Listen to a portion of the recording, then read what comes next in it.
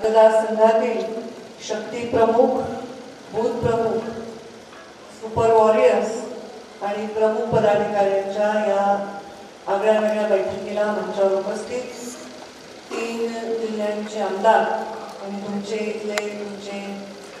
नेते सुरेश दास आणि आमदार मंचावर उपस्थित जे खास आमच्या या कार्यक्रमाला इथे आता प्रभारी आहेत मराठवाड्यातील या सर्व योजनेचे ते आदरणीय काळेजी, मंचावर उपस्थित सय्यद अबू शेठ, नगराध्यक्ष आष्टीचे जिया बेग, साहेबराव मस्के, रमजान तांबोळी, काकासाहेब बुले, महेंद्र गर्जे, जरांगे, अमर निंबाळकर, जयदत्त दस, सागर दस, रोहिदास गाडेकर, राजू जाधव, हरीश खाडे इथले विस्तारक, चंपावती पानसंबळ,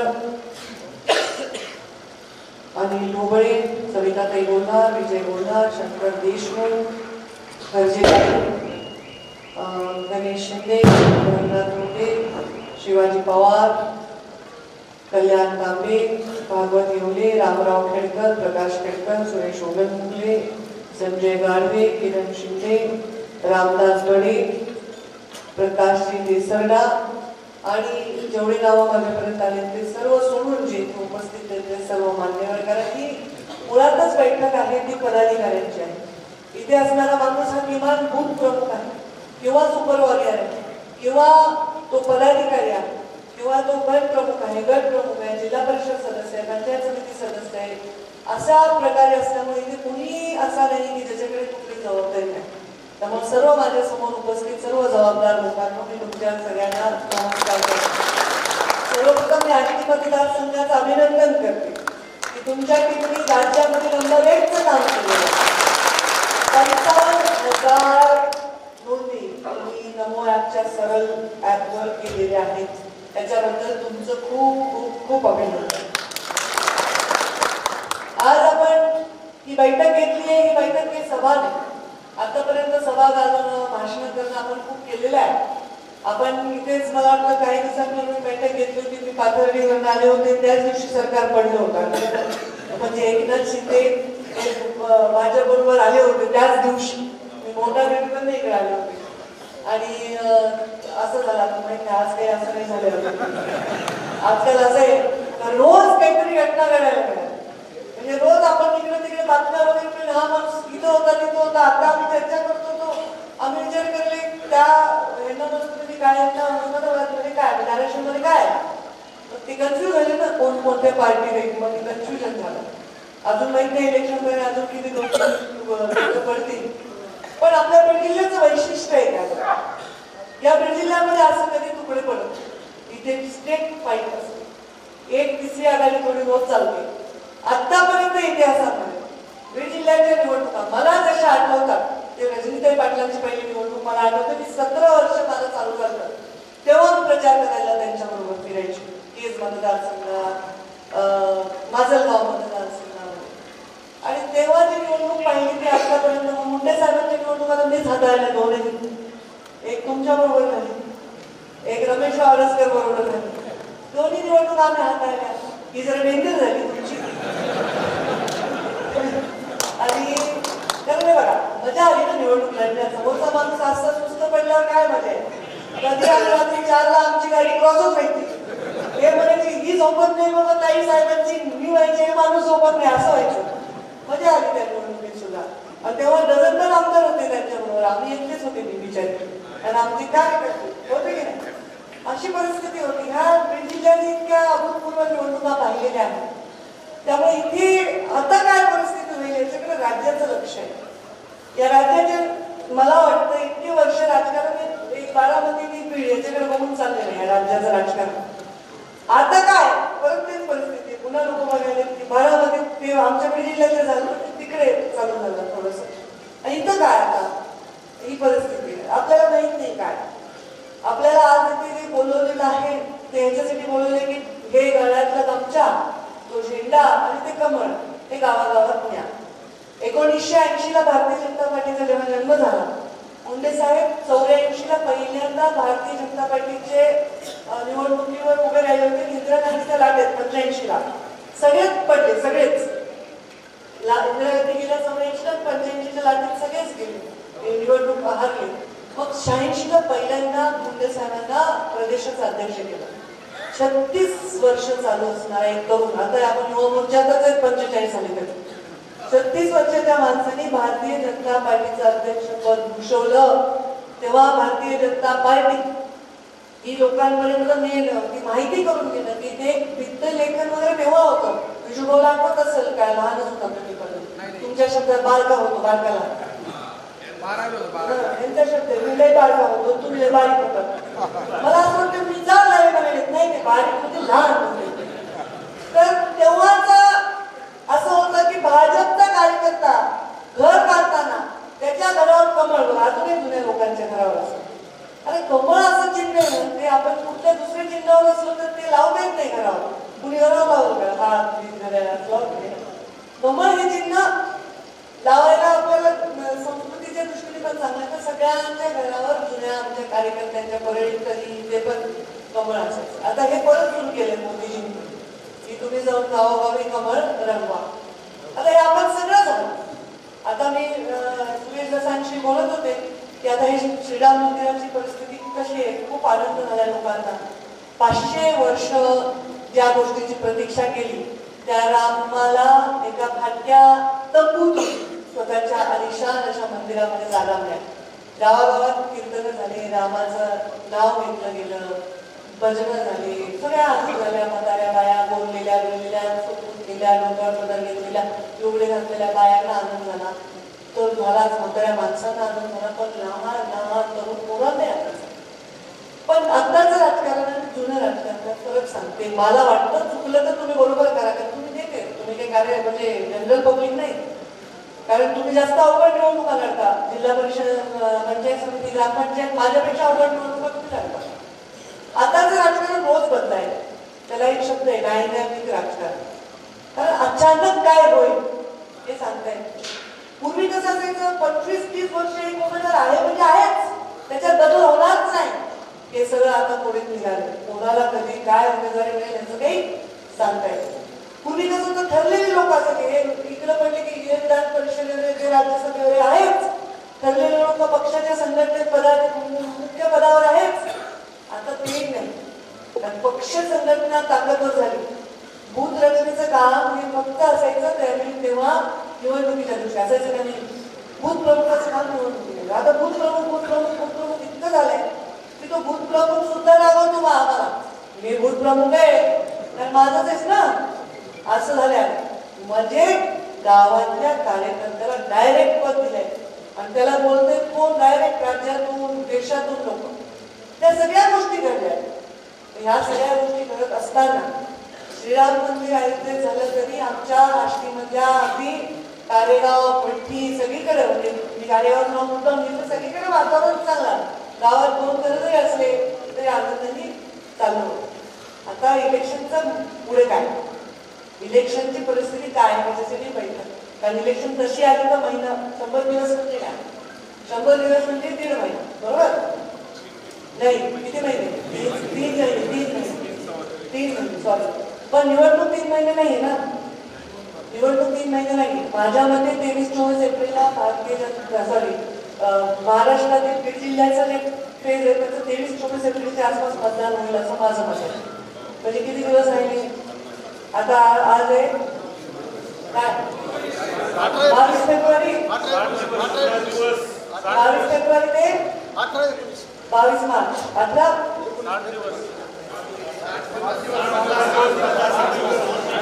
60 दिवस राहिले. 100 दिवस कशाचे म्हणाले ते लोक, प्रधानमंत्र्यांचं मंत्रिमंडळ होण्याचे म्हणाले असते. मला असं वाटतं बघा, मला वाटतं आपलं तरी पण काम आहे मतदान होईपर्यंत. पुन्हा आपल्याला काय काम आहे, काउंटिंगलाच. माझं मते 23-24 एप्रिलला जर मतदान असेल तर आता किती दिवस राहिले मला कळलं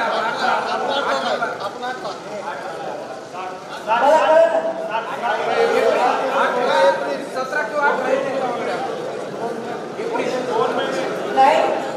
17-18 म्हणाला, ठीक आहे डिक्लेअर झालंय का?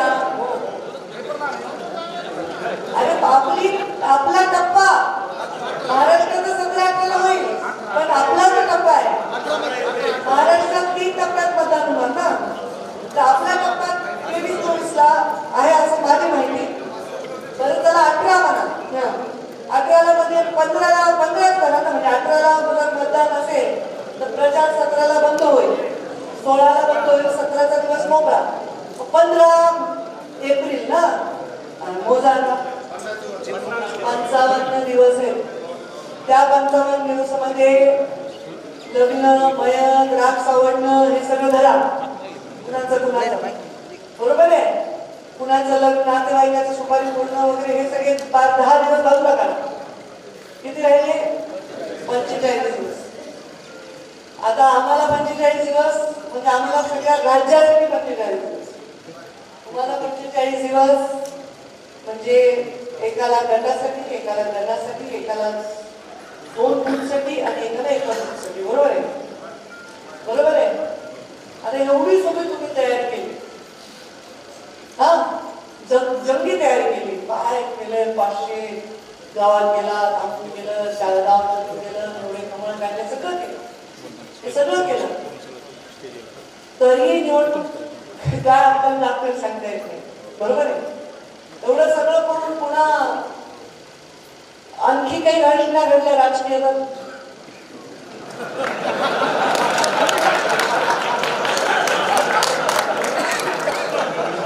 काय करावं मग?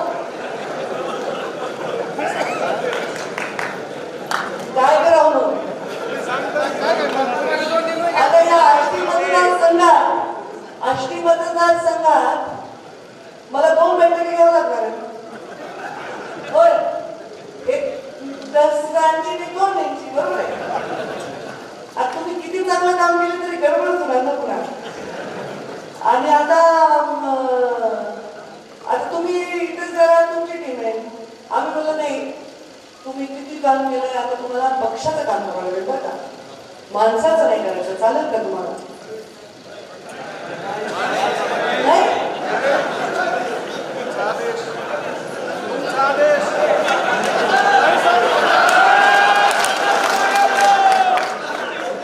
मग आता हे झाला विषय. तुम्ही कशासाठी तयारी करायला? मग आता मला सांगा,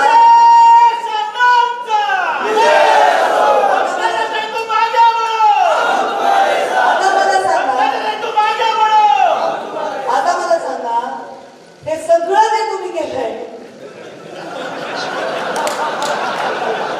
आता मी मडका घेतला तर काय करतात दोघांचे?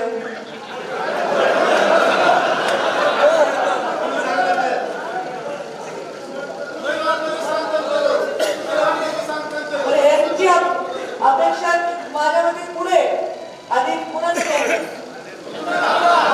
माझं नाही. आता बघा,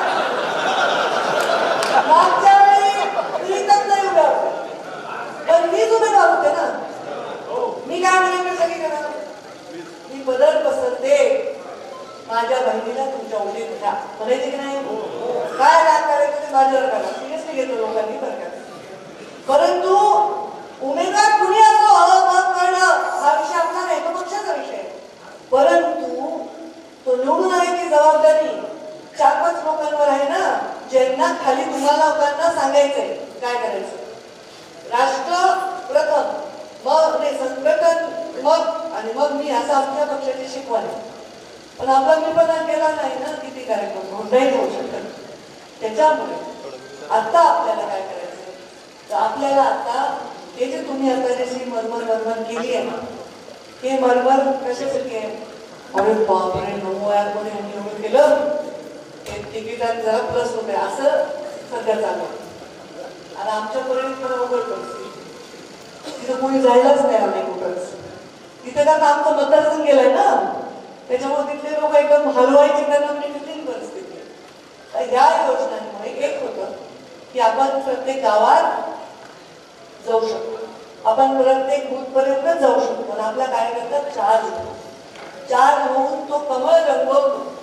तो कशासाठी रंगवतो प्रमाण, तो गुरुचा प्रभू की माझा नेता जो इथे माझा आधार आहे, इथे बसणाऱ्या प्रत्येक माणसाचा आधार नक्कीच प्रधानमंत्री नरेंद्र मोदी आहे, कारण ते देशाचे प्रधानमंत्री.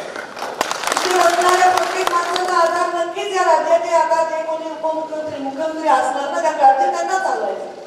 पण रोज उठून माझा आधार कोण आहे, ज्याच्याकडे मी जाऊ शकतो, ज्याच्या समोर मी माझं रंगानं बघू शकतो, तो माझा करता धरता आहे. त्याच्यासाठी ते कमळ तुम्ही रंगवताय. आणि म्हणून या सगळ्या यंत्रणेला, या सगळ्या परिणामाने हे सगळे तुम्ही जे प्रयास केले, प्रवास केले, कष्ट केले, त्याला अर्थ काय आहे की आमचा प्रत्येकाला आपला नेता असतो. जगासाठी आमचा नेता मोदीजी, आणि या एखाद्या गणासाठी आमचं कोणी असेल, त्या वेणुगोपाल असेल, त्या गरजे असतील, त्या आमचे आयुब असतील, असं प्रत्येकाच्या त्या त्या 4 पंचकृषी तो माणूस आहे.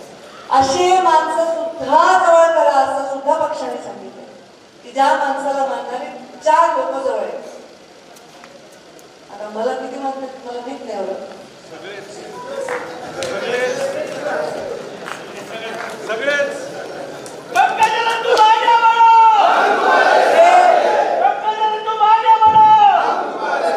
राजकारणात मी पण बोललेली आहे, ते वरचा हात वर झाला की सगळे खाली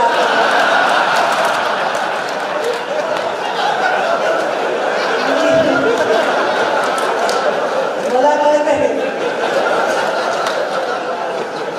आताही जिल्ह्यातला सगळा कार्यकर्ता तुम्हाला मानतोय, पण आमच्या कष्टाचं बी आम्हाला फळ मिळालं पाहिजे. माझं फळ बघू नये आणि तुमचं फळ कुठे? आता माझ्या कष्टाचं फळ मला कसं मिळालं ते बघितलं तुम्ही, किती मिळालं मला फळ. असं आहे. हे राजकारण रोज बदलत जाणार आहे.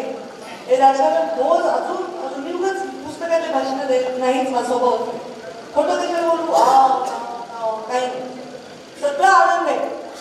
पण आता महाराष्ट्रात परिस्थिती आहे की नाही, आज तणावाची आहे की नाही, आहे ना तणाव थोडासा. आता तिथे खूप छान वाटेल आम्हाला इथं बसून. श्रीराम मंदिर झालं, अयोध्येला जा वाटायला. माझ्या एखादं मित्र तुला नेते, ती म्हणली माझं आयुष्य गेलं, माझा भाऊ, माझा नवरा सगळे ह्या आंदोलनात गेले, मला जरा मरायच्या दर्शन होणार, म्हणजे ही भावना आहे सगळ्यांना. पण इथलं रोजचं गावातलं वातावरण फार वेगळं आहे का नाही? आता ह्या वातावरणातून मार्ग काढावं लागणार आपल्याला, बरोबर आहे. मागच्या लोकसभेला आपण काढला की नाही? काढला ना. किती लीड दिली आपण?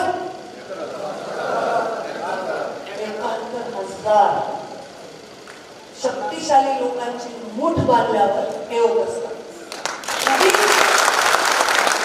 बिना शक्तीचे, ज्यांच्या मागे त्यांच्या घरातला माणूस नाही, अशा लोकांची किती संख्या तुम्ही केली तर पुढे त्याचा परिणाम होत नसतो. आणि मला असं वाटतं राजकारणामध्ये काम करत असताना कष्टाला कुठलाही पर्याय नाही. लोकसभेच्या निवडणुकीमध्ये मी किती वाजता तुम्हाला लोकांना फोन करायचे, किती वाजता बोलायचे, आम्ही 5-5 वाजता सकाळी मीटिंग घेतो. मला माझ्या आणि मुंडे साहेबांची अशी हे लागली होती पैस की जेव्हा ते लोकसभेला होते आणि मी म्हणायचे बाबा मी आज तुमच्यापेक्षा उशिरा येणार आहे, ते म्हणायचे नाही, आम्ही उभीच पैस लावायचो. मी सकाळी 6 वाजेपर्यंत जरी काम केलं आणि मी घरी गेले तरी बाबा आलेले नसायचे. ते माझ्याहून 15 मिनिटं करून उशिराच यायचे. किती काम करायचे बिचारे, किती कष्ट केले हो. 17 दिवसच लोकांना गेले, 17 दिवस फक्त. किती तुम्ही सगळ्यांनी भरभरून दिलं, कष्ट केले. तर त्यांनी माझी त्यांची पैसे लागायची, मग माझी प्रीतम द्यायची पैसेही लागायची. पण मी नेहमी म्हणायचे की मी लवकर येते, तुम्ही उमेदवार आहे, तुम्ही फिरा. मी घरी आले तर मग प्रीतम आलेले असायचे, त्यामुळे आज तू जिंकलीस. रोज सकाळी माझ्या घरी बाई सडा रांगोळी करत असताना मी घरी जायची. काय मुलांनी सगळं काम करावं लागलं विचारू. पण दर 5 वर्षाच्या निवडणुकीनंतर आपलं वय 5 वर्षांनी वाढतं, आपली क्षमता 5 वर्षांनी थोडी काही होईना कमी जास्त होत असते. तेव्हा नवीन नवीन लोक आपल्याला जोडले पाहिजे, तरुण मुलं जोडले पाहिजे.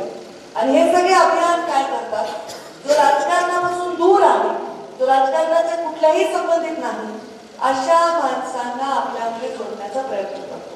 आणि हे करताना जो खूप मरमर करून घेतो नैसर्गिकतः लोक त्याला जास्त जोडले जातात. रोज रोज पाहून पाहून सुद्धा लोक मतं करतात. काही तुम्ही बघा का आपल्या काही लोक खूप आमच्या रंजन मामा निवडून यायचे बघा नवदाकडचे काही पडलं अपक्ष म्हणजे निवडून यायचे खैरे साहेब निवडून यायचे काही नाही फक्त संपर्क जबरदस्त. कुणाची काय ताकद असते ना माझी ताकद संपर्क नाही. मी स्पष्ट सांगते ना मला नाही लग्न माहिती सगळं बोलून ना माझा प्रवास खूप असतो. मग माझी ताकद काय मला तुम्हाला बसल्या बसल्या लिडरशिप द्यायची असते ना. तुम्ही तुमच्या घरी टीव्हीवर बसल्यावर आम्ही ताईच्या जिल्ह्याचे हे म्हणावं असे माझं मोठं वलय करावं लागतं मला. त्यामुळे प्रत्येकाची आपली आपली ताकद आहे. तुमच्या सगळ्यांची ताकद मिळून आपल्याला बनवायची आहे आणि हे बनवल्यानंतर आपल्याला पहिले लोकसभेमध्ये विजय मिळवायचा आहे आणि विधानसभेची नंतर आपल्याला पायाभरणी करायची आहे. आणि त्याच्यामुळे हे प्रवास आपल्याला महत्वाचा आहे. आता इथे जे बूथ प्रमुख आहेत त्यांनी एवढे तुम्ही महाराष्ट्रात सगळ्यात जास्त केल्यामुळे मी काही तुम्हाला डिस्टर्ब करणार नाही, भाषण जास्त करणार नाही. पण मी फक्त तुम्हाला 3 गोष्टी विचारणार की आपल्याला निवडून येण्यासाठी कोणत्या अशा 2 गोष्टी प्रभावी करणार आहेत आपल्याला. म्हणजे मला सुरेश असताना नाही आपल्याला म्हणजे आता आपल्या उमेदवाराला पक्षाच्या उमेदवाराला जो कोणी असेल समजा त्याला निवडणूक जिंकण्यासाठी 2 कोणत्या महत्वाच्या गोष्टी ज्या फार फायद्याच्या ठरणार आहेत या जिल्ह्यामध्ये तुम्हाला पैकी कोणाला सांगता येईल का? नवीन माणसं सांगा. तेच सांगू नका. सांगा सांगे एक जण बघा मराठा आरक्षण. आता जे काल झालं ते मराठा आरक्षण मिळालं हे समजून फायद्याचं ठरणार आहे असं म्हणायचं तुम्हाला. मराठा आरक्षण पूर्ण तोडगा निघाला नाही. मराठा आरक्षण पूर्ण तोडगा निघाला नाही. अवघड आहे. आलं लक्षात. दुसरा कुठला मुद्दा आहे आता ते मला त्याच्यात आहे अजून दुसरा कुठला मुद्दा आहे जो चांगला तुम्ही जर मुद्द्याला सांगितलं तो चांगला नाही.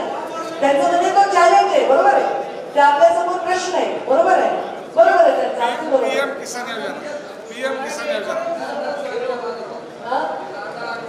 म्हणजे शेतकऱ्यांच्या शेतमालाला बाजार भाव काय माल काढत नाही ना तुम्ही विकायला. बरोबर आहे.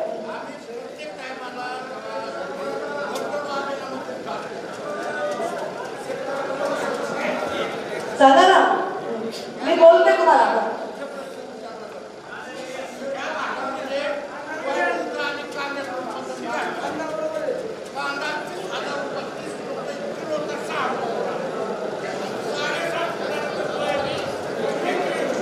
बर आलं ते काय तुमचं सांगा. आलं आलं आलं कुठं म्हणजे कुणाचा विचार करायचा म्हणजे काय करायचं.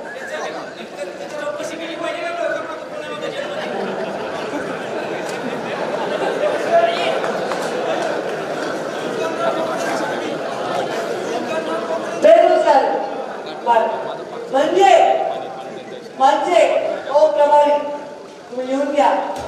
हे आकडे तुम्हाला खुश करू शकतील आणि ह्या रिॲक्शन या निवडणुकीसाठी फार महत्वाचे.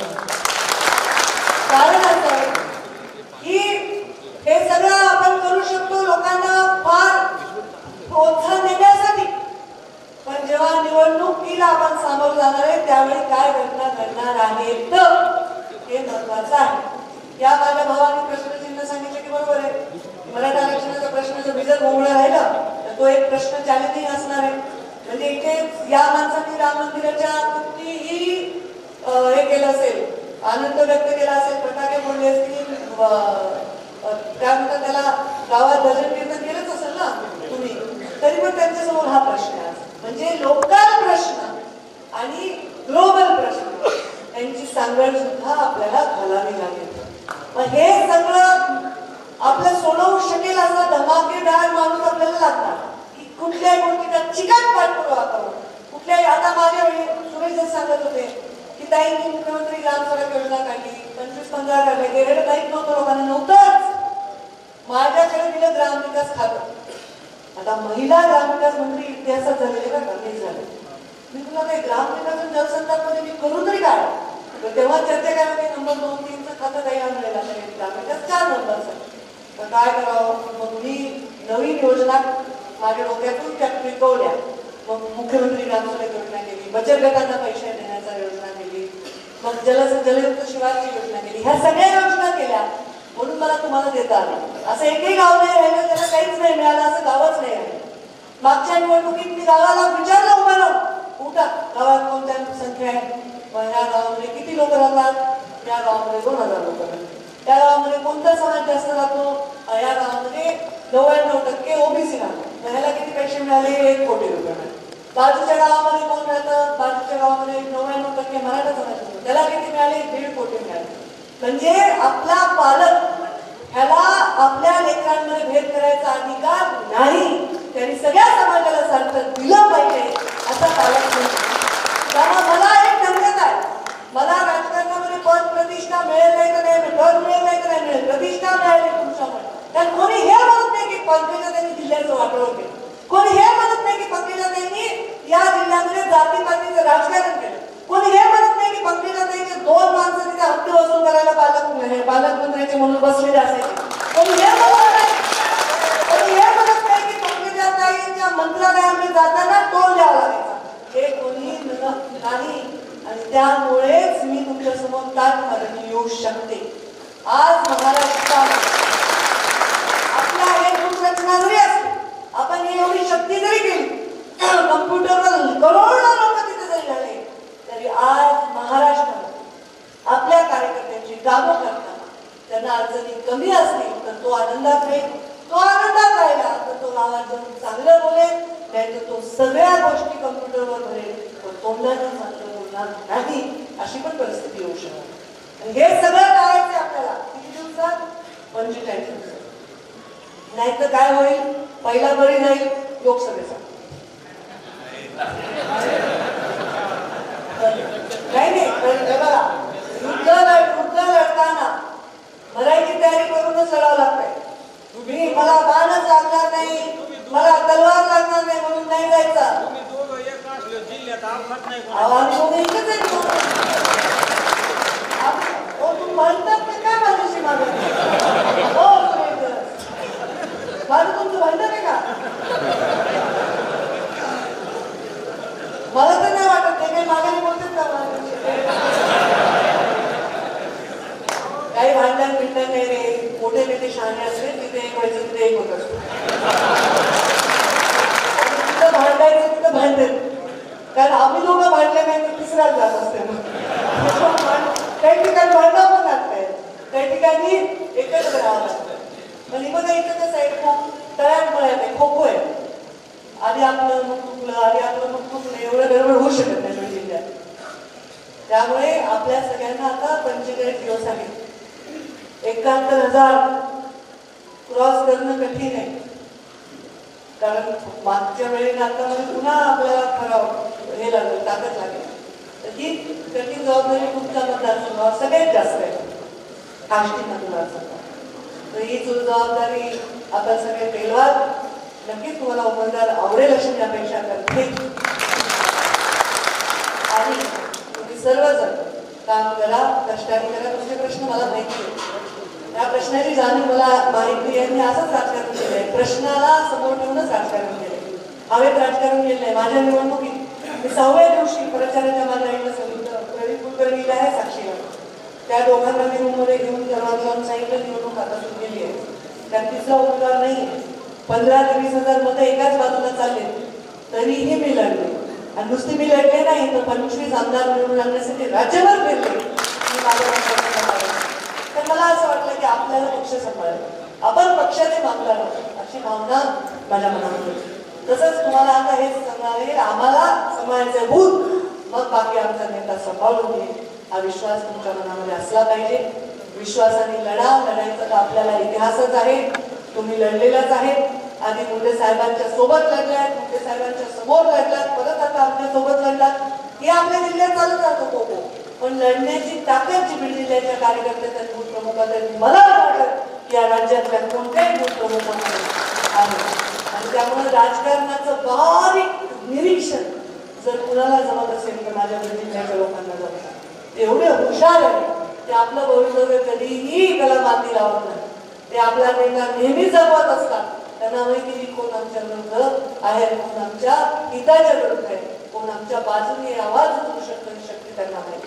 त्यामुळे आपल्या सर्वांना एक मोठी जबाबदारी द्यायची आहे की आता पुढचे 45 दिवस तुम्हाला अविरत कष्ट करायचे आहेत. तुम्हाला अविरत आपला बूथ मजबूत करून ठेवायचा आहे आणि मजबूत राजकारण करायचं आहे. मजबूर राजकारण करायचं नाही. तर तुम्हा सर्वांना मी शुभेच्छा देते.